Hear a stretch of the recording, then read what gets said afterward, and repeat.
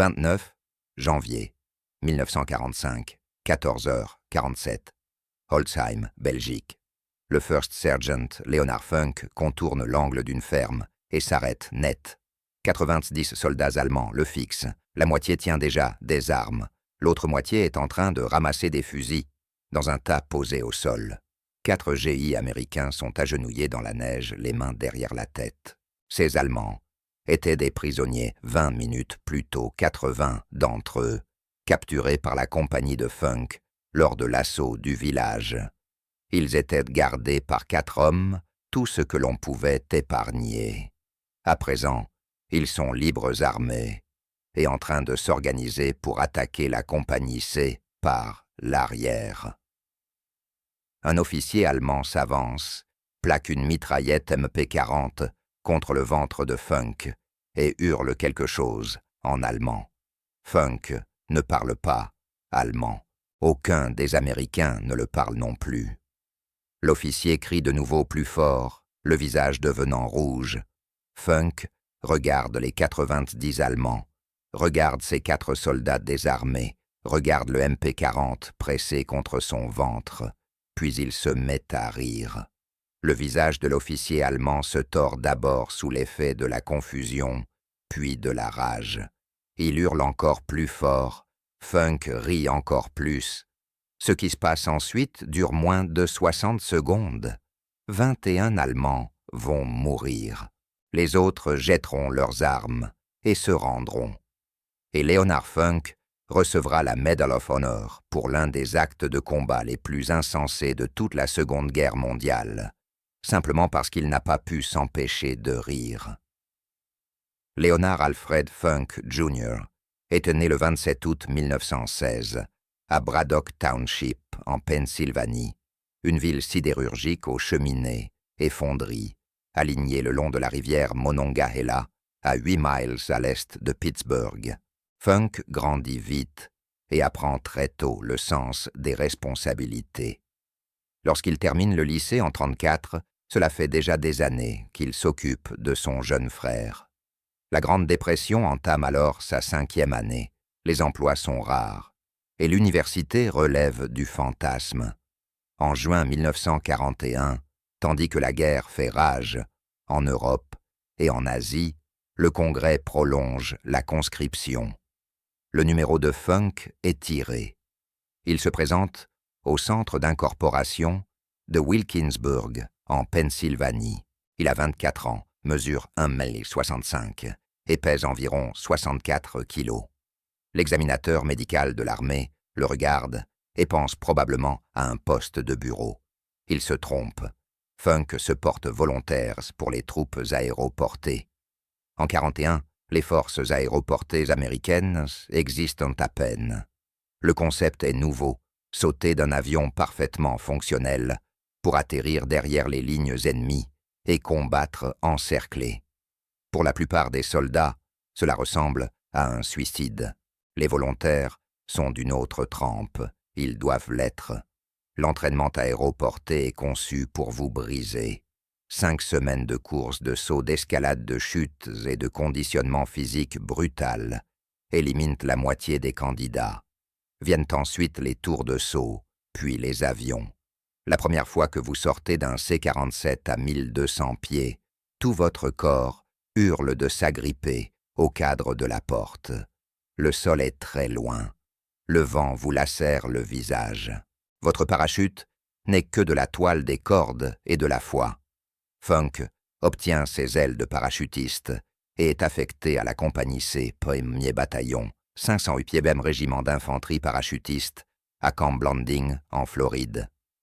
À la fin de 1943, le 508e est envoyé en Angleterre, où il rejoint la 82e division aéroportée, les All-Americans, vétérans de la Sicile et de l'Italie. Ces hommes ont déjà sauté au combat, déjà tué, déjà vu des amis mourir. Funk est le nouveau 27 ans, un âge avancé selon les standards des parachutistes, alors que la plupart de ses camarades ont à peine 20 ans. Mais Funk possède ce qu'ils n'ont pas, la maturité, la stabilité, cette compétence silencieuse qui pousse les hommes à vous suivre jusque dans l'enfer. Au moment du débarquement, il est chef d'escouade. Peu après, il devient officier exécutif par intérim de la compagnie. Mais avant tout, il doit survivre à la Normandie. 6 juin 1944, 1h30 du matin.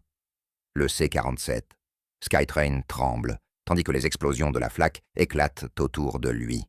Funk se tient dans la stick, la file de parachutistes attendant de sauter avec près de 30 kilos d'équipement sanglé sur le corps, une mitraillette Thompson M1A1, des munitions, des grenades, des rations et une trousse médicale. L'avion vole à environ 120 mètres trop bas pour un saut en sécurité, mais les pilotes ne peuvent pas monter. La DCA allemande est partout. Les traçantes dessinent des arcs dans l'obscurité comme des lucioles enragées, et les hommes entendent les éclats frapper le fuselage. L'invasion de la Normandie engage 13 000 parachutistes des 87e et 101e divisions aéroportées. Leur mission est d'atterrir derrière les plages, de sécuriser les ponts et les carrefours, et d'empêcher les renforts allemands d'atteindre la côte. Rien ne se passe comme prévu. Le feu vert s'allume. Funk saute. Le souffle des hélices le frappe comme un camion. Puis le parachute s'ouvre et le monde devient silencieux. Sous lui s'étend la France, occuper le territoire ennemi dans toutes les directions. L'opération aéroportée du jour J est un chaos dès la première minute. La DCA allemande disperse les formations sur 50 miles de campagne française. Des parachutistes atterrissent dans des champs inondés et se noient sous le poids de leur équipement. D'autres tombent au milieu de camps allemands et meurent avant même de pouvoir se libérer de leurs harnais. Funk atterrit violemment. Sa cheville se tord à l'impact sévèrement foulé, peut être fracturée. La douleur est immédiate et intense. Chaque pas sera une agonie pendant les 2 semaines suivantes. Mais il peut marcher, il peut se battre, et c'est tout ce qui compte. Il rassemble son parachute, l'enterre, et commence à avancer. Il se trouve à environ 65 km de sa zone de largage, 65 km de territoire, tenu par les Allemands seuls dans l'obscurité. En quelques heures, il rassemble un groupe de parachutistes, égarés des hommes, venant d'unités de compagnies et de régiments différents. Ils seront 18 au total, tous en quête d'un chef. Funk leur en fournit un. Pendant 10 jours, il conduit ce groupe à travers un territoire tenu par les Allemands, se déplaçant de nuit, se cachant le jour, combattant quand ils n'ont pas le choix. Malgré sa cheville blessée, il insiste pour servir d'éclaireur de tête, se plaçant volontairement dans la position la plus dangereuse afin de protéger ses hommes. Ils rejoignent les forces alliées le 17 juin. Chaque homme survit. Pas une seule perte, 10 jours derrière. Les lignes ennemies, 65 km de France, occupées par l'Allemagne. Et Leonard Funk les ramène tous à la maison. Pour cela, il reçoit la Silver Star, la 3e plus haute décoration, pour fait de combat, une Bronze Star, pour service méritoire, ainsi que sa première, Purple Heart. Funk ne fait que commencer. 17 septembre 1944, Pays-Bas. Opération Market Garden, la plus grande opération aéroportée de l'histoire. 35 000 parachutistes sont largués aux Pays-Bas pour capturer une série de ponts sur le Rhin. Des forces britanniques, américaines et polonaises sautent ensemble. Si le plan réussit, les Alliés seront en Allemagne avant Noël. Le plan du maréchal Montgomery est ambitieux, peut-être trop ambitieux.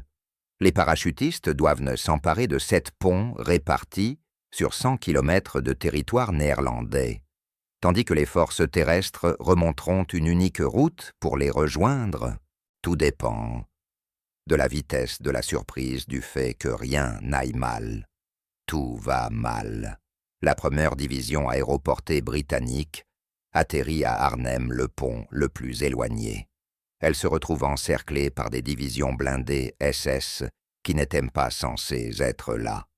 Pendant 9 jours, ils combattent et meurent dans les rues. Seuls 2000 hommes sur 10 000 parviennent à s'en sortir. Un pont trop loin entre dans l'histoire militaire comme un avertissement. Mais Leonard Funk n'a aucune vision d'ensemble.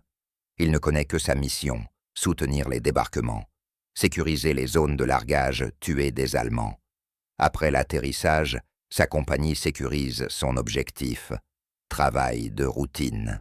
Le 509e opère près de Nimègue, aidant à capturer des ponts qui permettront aux forces terrestres d'avancer.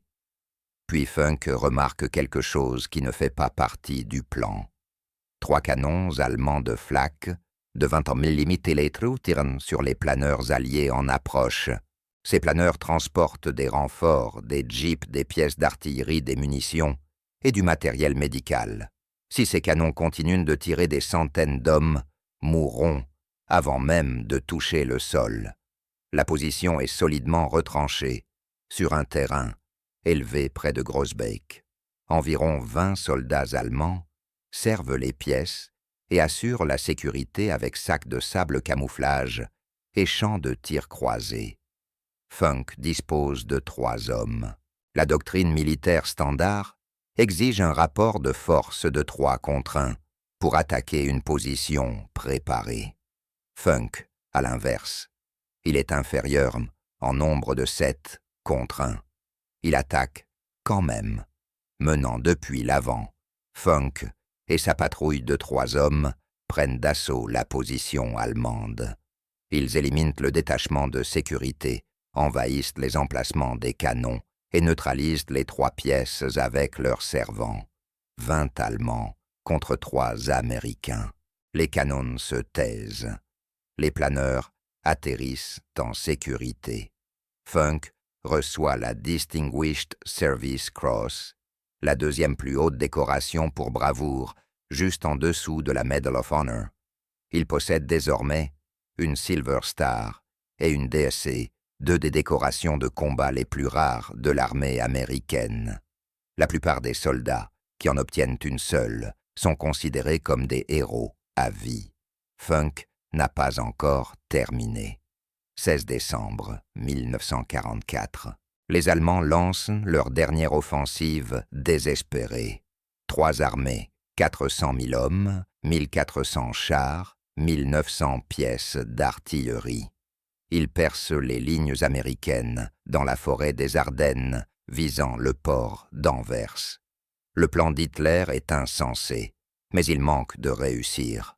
Il joue tout sur une attaque massive, diviser les armées alliées capturées Anvers, forcer une paix négociée à l'ouest, afin que l'Allemagne puisse se concentrer sur les soviétiques à l'est.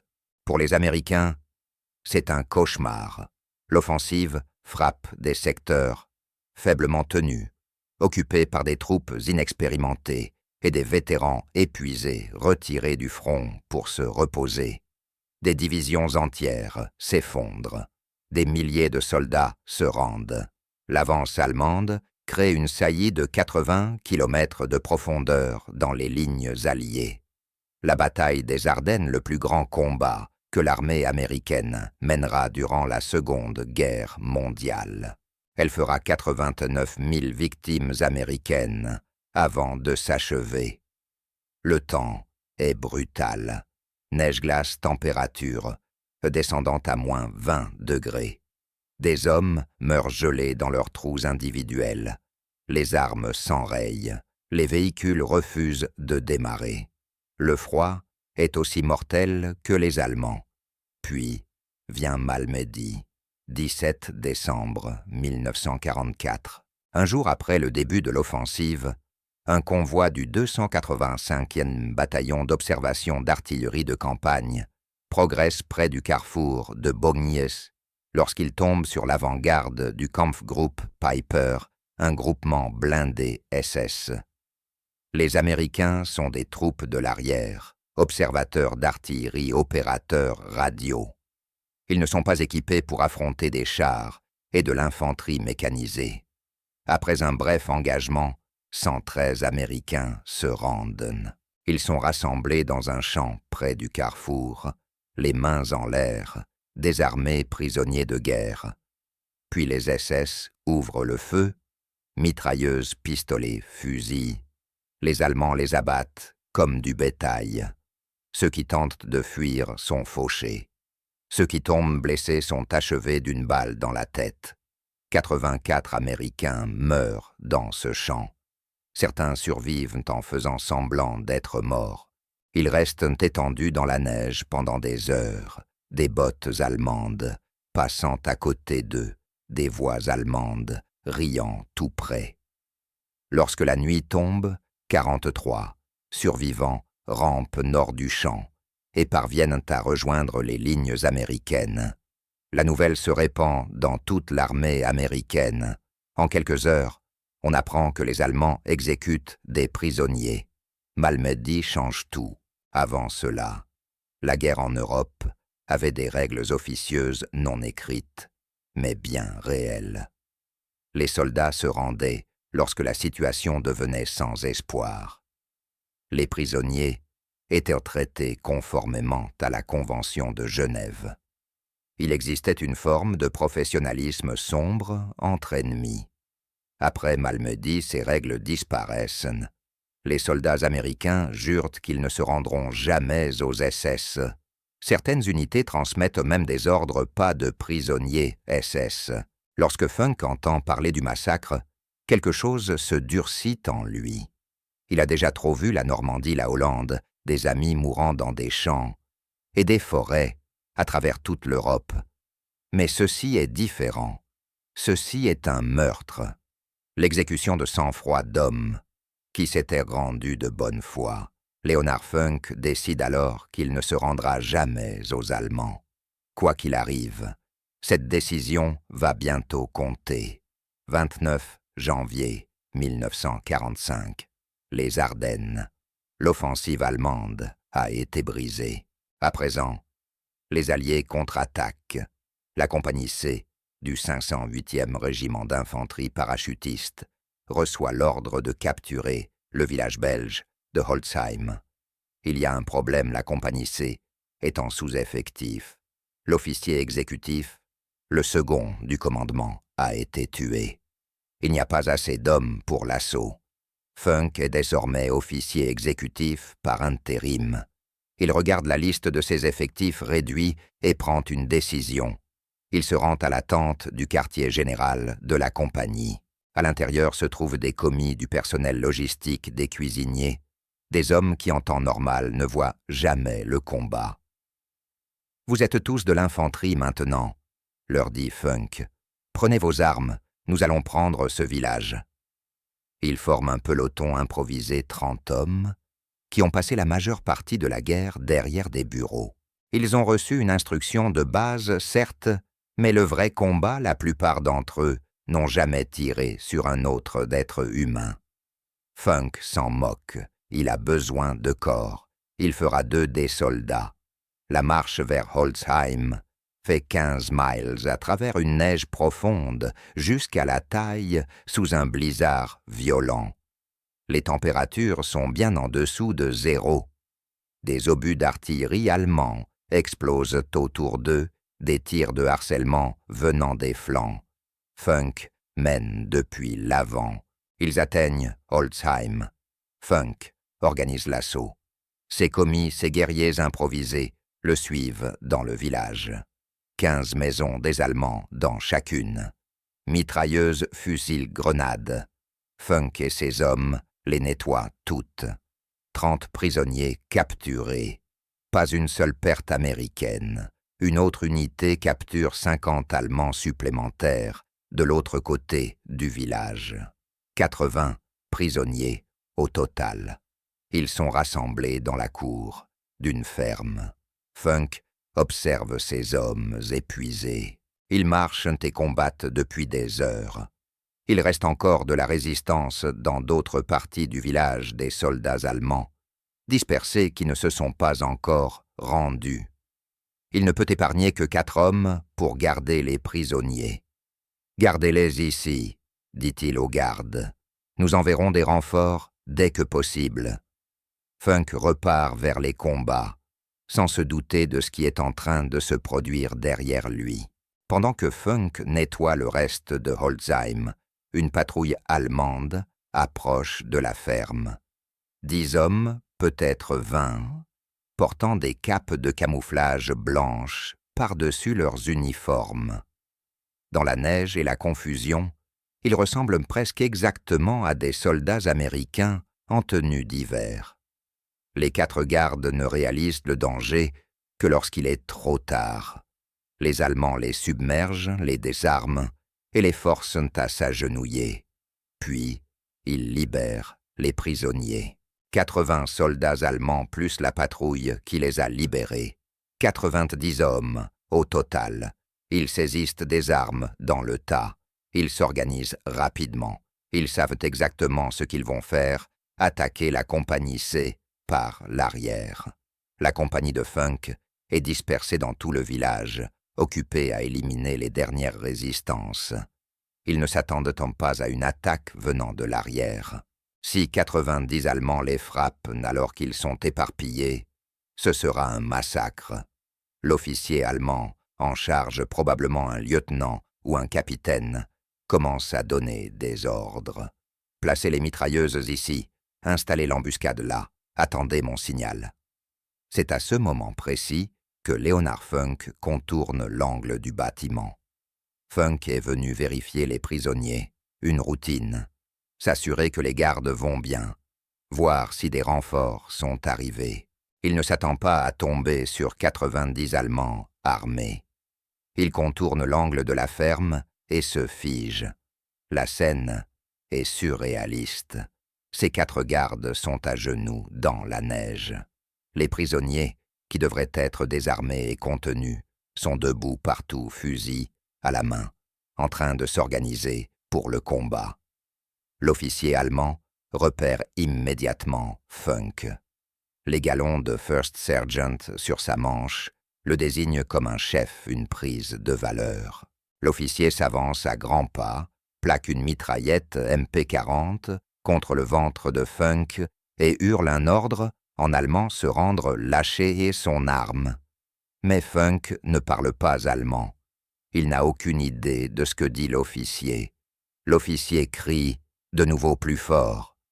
Son visage est rouge, les veines gonflées dans son cou. Funk regarde autour de lui. 90 Allemands, dont la moitié est armée. Ces 4 hommes sont désarmés et sans défense. Un autre soldat américain se tient à côté de lui, tout aussi impuissant. Les mathématiques de la survie sont nulles. Il n'existe aucun scénario dans lequel Leonard Funk gagne ce combat. Il est en infériorité numérique de 90 contre 1. La chose raisonnable, la chose rationnelle à faire serait de se rendre. Mais Funk se souvient de Malmedy. 84 Américains assassinés dans un champ, abattus comme des animaux, laissés à geler dans la neige. Il a déjà décidé qu'il ne se rendra jamais aux Allemands. Alors, au lieu d'obéir, Leonard Funk fait quelque chose d'inexplicable. Il se met à rire. Personne ne sait exactement pourquoi Funk a ri. Peut-être était-ce une ruse, une tactique délibérée, pour désorienter l'ennemi et gagner du temps. Peut-être était-ce le stress. Le cerveau humain fait des choses étranges face à une mort certaine. Peut-être était-ce un véritable amusement, l'absurdité totale de la situation. Un officier hurlant dans une langue que Funk ne comprend pas, attendant une soumission automatique. Funk dira plus tard qu'il a essayé d'arrêter de rire, mais qu'il n'y est pas parvenu. Quelque chose dans cet Allemand criant en allemand avait touché un nerf. Quelle qu'en soit la raison, l'effet est dévastateur. L'officier allemand crie encore plus fort. Funk rit encore plus fort. Il se penche en avant, les épaules secouées de spasmes, et lance à ses hommes. Je ne comprends pas ce qu'il dit. Certains soldats allemands commencent eux aussi à rire. La tension devient étrange, presque irréelle. Leur officier devient violet de rage, et cet Américain ne cesse de ricaner. L'officier est complètement déstabilisé. Ce n'est pas ainsi que se comportent des prisonniers. Ils supplient, ils implorent, ils obéissent. Ils ne restent pas là à rire pendant qu'on leur enfonce une arme dans le ventre. Pendant quelques secondes cruciales, l'officier allemand ne sait pas quoi faire, et Leonard Funk utilise ces secondes. Tout en donnant toujours l'impression de rire, Funk lève lentement la main vers sa mitraillette Thompson. Elle laisse les passer en bandoulière sur son épaule, la position de port standard des parachutistes. L'officier allemand observe. Parfait. L'Américain est enfin en train de rendre son arme. La main de Funk se referme sur la poignée de la Thompson. Il commence à la dégager lentement, prudemment. L'Allemand se détend légèrement. Il est sur le point d'obtenir un prisonnier de plus, un trophée de plus. Alors, Funk agit en un seul mouvement plus rapide que la pensée. Il abat la Thompson, aligne le canon et presse la détente. La Thompson M1A1 tire des cartouches de calibre .45 ACP à une cadence de 600 coups par minute. À bout portant, chaque balle frappe comme un marteau pilon. Les projectiles ne se contentent pas de blesser, ils détruisent. La première rafale frappe l'officier allemand en pleine poitrine. 30 balles en moins de 3 secondes. L'officier est mort avant même de toucher le sol. Funk ne s'arrête pas. Il ne peut pas s'arrêter. À partir du moment où il a ouvert le feu, il s'est engagé à tuer tous les autres ou à mourir lui-même. Il n'y a pas de juste milieu. Il pivote en continuant de tirer. La Thompson projette un arc de plomb sur les soldats allemands les plus proches. Des hommes hurlent, des hommes s'effondrent. Le sang éclabousse la neige. Les douilles jaillissent dans l'air fumant dans le froid. Le chargeur se vide. 30 cartouches parties en quelques secondes. C'est l'instant critique. Une Thompson met 2 secondes à être rechargée si l'on est entraîné. 2 secondes, c'est une éternité dans un échange de tirs. 2 secondes suffisent pour que 90 Allemands tuent un seul Américain. Funk arrache le chargeur vide, enfonce un chargeur plein armes, la culasse et continue de tirer. Toute la séquence dure moins qu'un battement de cœur. La mémoire musculaire, des milliers d'heures d'entraînement compressées en un seul mouvement fluide. En même temps, il hurle à ses hommes « Prenez leurs armes, prenez leurs armes !» Les 4 gardes, encore à genoux quelques instants plus tôt, se jettent sur les fusils, tombés des Allemands morts. Quelques secondes auparavant, ils étaient prisonniers. Maintenant, ils se battent pour leur survie. Les Allemands sont en plein chaos. Leur officier est mort. L'Américain qui riait est en train de les massacrer. Personne n'a donné d'ordre. Personne ne sait quoi faire. Certains ripostent. Des balles sifflent près de la tête de Funk. Un projectile abat le soldat américain debout à côté de lui. Funk continue de tirer d'avance et de tuer. Ses gardes ont maintenant des armes. Eux aussi tirent. Les Allemands se retrouvent pris dans un feu croisé qu'ils n'avaient jamais anticipé. 60 secondes. C'est tout ce que cela prend. 21 soldats allemands gisent morts dans la neige. 24 autres sont blessés. Le reste, plus de 40 hommes, a jeté ses armes et levé les mains. Les prisonniers sont redevenus des prisonniers. Leonard Funk se tient au milieu du carnage de la fumée, s'élevant de sa Thompson, entouré de corps. « Ça, dit-il à ses hommes, c'était la chose la plus stupide que j'ai jamais vue. » Les suites sont presque anticlimatiques. La compagnie C sécurise Holzheim. Les Allemands capturés, du moins les survivants, sont conduits vers l'arrière, sous une garde bien plus importante cette fois-ci. Funk fait son rapport à son officier commandant. Juste un autre accrochage, juste une autre journée de guerre. Mais l'histoire se répand dans le régiment, dans la division, puis dans toute la 82e division aéroportée, le sergent qui a ri face à 90 Allemands et en a tué la moitié avec une mitraillette Tommy. Lorsque la recommandation pour la Medal of Honor arrive à Washington, personne ne la conteste. Ce que Funk a fait à Holtzheim ne souffre aucune discussion. En infériorité numérique de 90 contre 1, une arme ennemie enfoncée dans le ventre, et au lieu de se rendre, il a attaqué.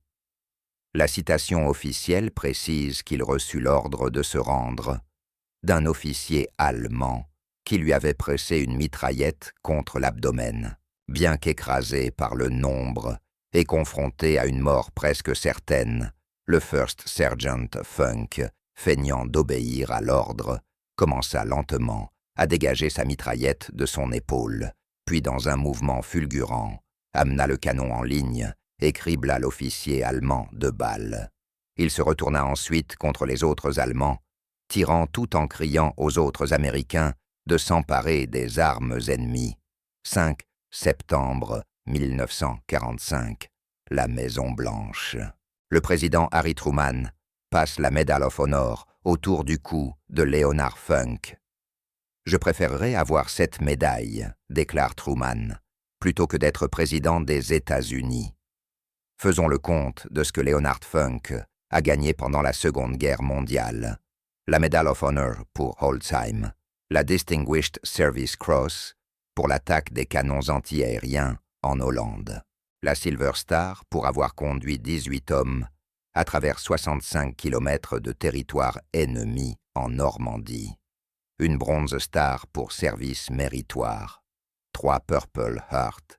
Il a été blessé à 3 reprises et a continué à se battre. À cela s'ajoute la Croix de guerre française, l'ordre de Léopold belge et l'ordre militaire de Guillaume des Pays-Bas, l'équivalent néerlandais de la Victoria Cross. Leonard Funk est le parachutiste le plus décoré de toute la Seconde Guerre mondiale. Haut d'1 mètre 65, 64 kilos, un ancien employé de magasin devenu une légende. La guerre se termine. Funk rentre chez lui.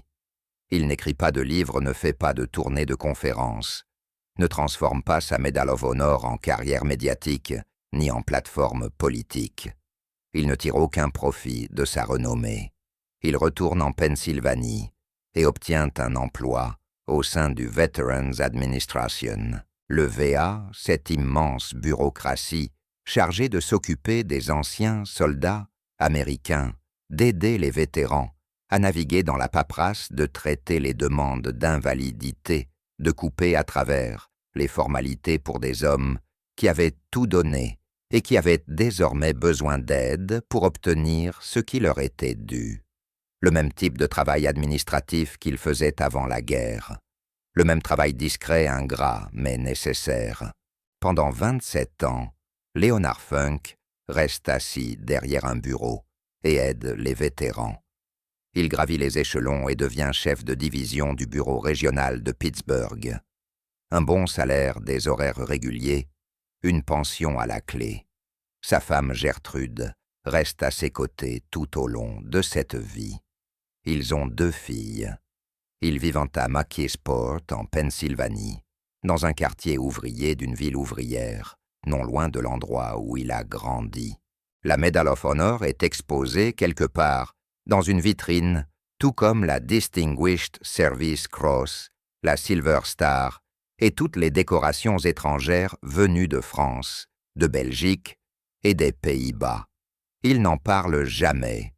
Quand on l'interroge sur Holtzheim, sur le rire sur les 90 Allemands, il hausse les épaules. « J'ai fait ce que je devais faire. C'est tout. » C'est tout ce qu'il dira jamais. 20 novembre 1992. Braddock Hills, Pennsylvanie. Leonard Alfred Funk Jr., meurt d'un cancer. Il a 76 ans. Il est enterré au cimetière national d'Arlington, section 35, tombe 23 734, parmi les héros de toutes les guerres américaines.